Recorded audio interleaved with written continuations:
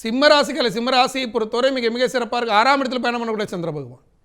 அஷ்டமத்து சனியான அப்படி நடப்பில் இருக்கக்கூடிய நேரத்தில் 11ஆம் இடத்துல லாபஸ்தானத்தில் குரு பகவான் வக்ரமாக பயணமாகக்கூடிய நேரத்தில் குடுக்கலாங்கள் பிரச்சனைகள் வருவதற்கும் பணம் சம்பந்தப்பட்ட தட்டுப்பாடுகள் ஏற்படுவதற்கு வாய்ப்புகள் உண்டு.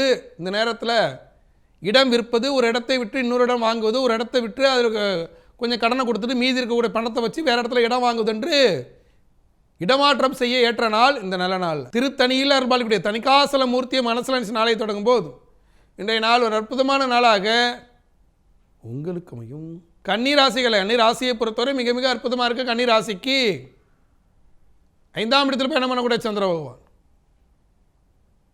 தந்தை வழி தொழிலை செய்யக்கூடியவர்கள், தாய் மாமனோடு உறவில் இருக்கக்கூடியவர்கள், தன்னுடைய தந்தை வழி பாட்டன் உறவுகளோடு இருக்கக்கூடிய பணப்பிரச்சனையை நீக்கக்கூடியவர்கள் இந்த நல்ல நாள்.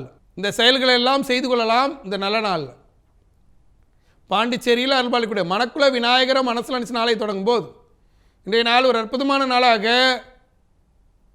உங்களுக்கு அமையும்.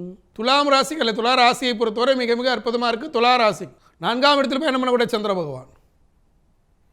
தாய் வழி உடல்நிலையில் இருக்கக்கூடிய பிரச்சனை, தாய் மாமன் வழி உறவுகள் ஏற்படுகிற பணப்பிரச்சனை, இவற்றையெல்லாம் நீக்கக்கூடிய ஒரு அற்புதமான நாள் இந்த நல்ல நாள்.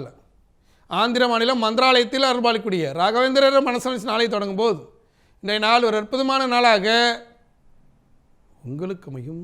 விருச்சிக ராசியை பொறுத்தவரை மிக மிக அற்புதமாக இருக்குது. விருச்சிக ராசிக்கு 3ஆம் இடத்தில் பயணம் பண்ணக்கூடிய சந்திர பகவான்.